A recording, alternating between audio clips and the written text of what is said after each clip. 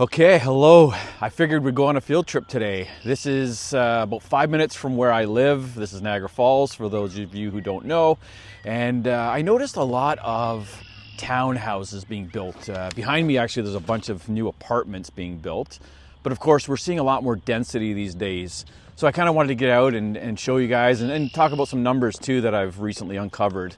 So of course, in this neighborhood, these are all 5 minutes from my house. Every neighborhood I'm going to today. And again, all I'm seeing is townhouses. And the Niagara region, there's townhouses behind me there. There's a few detached over there. And the detached homes, they are, in this community, they're advertised, a lot of them, as multi-gen homes. So they're not even like real detached. They have like apartments in the basements and second floors. They're literally marketed as multi-gen options. There are some regular detached, but they're few and far between now. And Niagara Falls and the Niagara region has been known for the detached segment, the single family home segment, where you can get these units and they outnumber all other units. So yeah, back behind me over here on this side too, rows of townhouses. So there's just townhouses everywhere. And we're gonna go to a few other communities now in a second and show you what I'm talking about. But the reason is, I'm gonna read from this chart here, I'm gonna put it on the screen. So looking at this chart here, this is the intended market by type: homeowners, rentals, condos, co-ops, etc. Of course, co-ops are nearly non-existent at this point. But you can see the homeowners have always been the primary market segment, or the primary intention for new builds and new starts. And you can see since around 2014, 2015, the number of rental units or intended for rentals has like surpassed now in the last couple of years. They've surpassed the homeowner section. So there's actually more rentals now being built for rental purposes than there is for homeowners, which is insane. And this is why you're seeing these townhouses in areas like this pop up, because there's no demand for builders to do single family. There's no money in it. The land prices went up and they can't afford to do it anymore. And of course, investors don't care. They'll buy the condos and the townhouses. And yeah, look back here, there's those again. We have the towns here. Everywhere you look, there's townhouses. And of course, I'm going to show you here, these detached behind me here, like they're tiny little lots. Like, people don't want those. Investors don't care. They'll buy them, whatever they cost. In this neighborhood, townhouses start around $700,000 and detached at $1.2 million, which is insane for Niagara Falls to begin with. Nothing supports these prices besides speculation and investment. Anyway, let's move on to the next neighborhood. And yeah, I'm going to go through every neighborhood. I'm not just picking townhouses. I'm going to every new development that I know within, just a few kilometers of my house. So yeah, let's move on to the next one. And here's some more towns right behind me here. This is just a small enclave of them here. They look pretty nice, but small developer from Toronto's building these. Yeah, let's keep going. And behind me is another small development, probably 40 to 50 townhouses in here. No detached in this neighborhood either.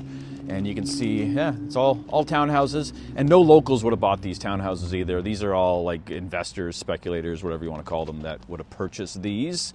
But let me just go over some numbers for you here. This is the Niagara region, St. Catharines Niagara region. And this chart, or these series of charts here, it shows how things have changed. So back in the 1990s, the top left there, you'll see, the single detached homes were, 55% of the market, and the townhouses 16% or so, and of course apartments just under 20%. Then you move on to the 2000s. Now the 2000s is our golden years.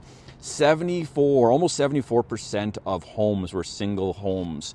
And then you get, 15.6% row or townhouses. And of course, the semi-detached and apartments, about 10% or just over 10%. Then the 2010s, back to 60%, which is kind of like the long-term average from what I can tell. That's 60% for single, semi-detached, 6.1. That's always been kicking around that 5-6%, it looks like. And the rows and townhouses, 25%. Now today, we're at a record low for single family or single detached homes. It's 42.5%, because nobody wants to build them anymore because it's too expensive. people, end users, can't afford them, and it doesn't pencil in for the investors or the developers. And of course, look at row houses and townhouses. They're at their all-time high right now. This is in from 2020 to 2023. So the detached homes are being replaced with these things here. And again, these are not because people are demanding them. It's because this is what investors can afford. And of course, rental properties now make up more of the market share than the homeowners do. And this is what they're going to build until that changes. And let's move on. I still have like more neighborhoods to show you. And here we have yet even more towns. These ones are real close to the falls, but I don't think they've even sold any. They were super expensive, like $900,000 for like a 2-bedroom condo townhouse with like little to no parking. So yeah, this one's, again, it's sitting here. I don't see any people moved in, and it's been for sale for a while. They're not even actually on MLS anymore. So I don't know, I think these guys are in trouble, but we'll continue to watch this one and see what happens. And behind me here, more townhouses. Would have actually been a nice spot for some detached, but nope, doesn't pencil into the developers' numbers, and the investors, they want the cheapest houses they can buy, so townhouses it is. So finally, we do have a small or 1 or 2 streets here that do have some detached being built, but this is like the last couple streets in a massive neighborhood that's been built over, over 10 to 15 years. But of course, they are surrounded. There is townhouses in the background, and of course, there are townhouses included in this neighborhood also. Now this neighborhood, this is a good neighborhood, and I like that you can actually buy a lot in this neighborhood and build your own house, which is kind of left over. Now the builders don't want the lots anymore because they can't make money.